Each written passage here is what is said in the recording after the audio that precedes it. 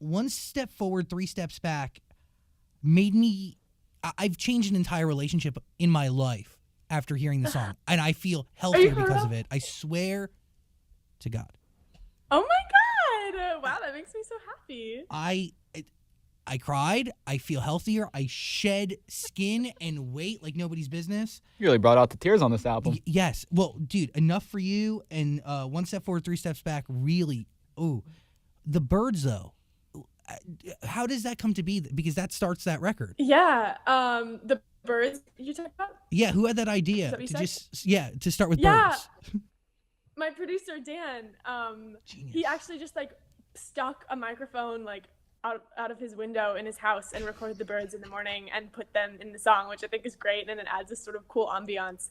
But yeah, I'm really glad you liked that song. I really sort of loved that concept of one step forward, three steps back. Somebody like texted it to me once, and I was like, oh, that's really interesting. I've like never heard somebody say something like that, and so I thought it would be a cool way to sort of describe this toxic sort of manipulative relationship. But like you said, it can apply to anything. It can apply to any relationship, a friendship, a work relationship. There are so many people who are just, wishy-washy, and you can sort of get in your head and feel like it's because of you, but it never is. It's always them. Is there a defining moment where all of this kind of like hits you and you have to go to the studio and like write about it? Because I know in my life, like there was a bunch of different events that happened that led up to me realizing that this was an emotionally toxic and destructive and manipulative relationship.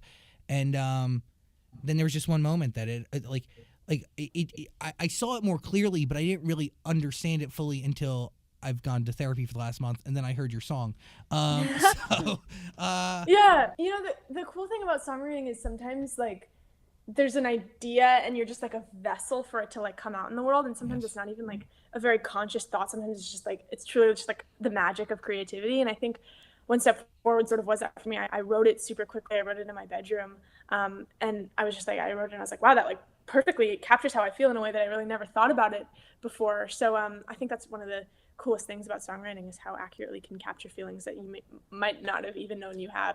Can you describe like Taylor and Jack Antonoff's role in the song? Because there is some inspiration from Dear John and New Year's Day. Is that correct? So we interpolated New Year's Day, which is this Taylor song of a reputation. But yeah, I like came up with the One Step Forward concept, and I sort of wrote like a verse and a chorus. And when I got home, I was in the car on a road trip, and when I got home, I decided to like sing it over the chords of New Year's Day, and I think they're really beautiful chords. And so I was lucky enough to get that approved, and it's on the record now. So yeah, it's a cool thing.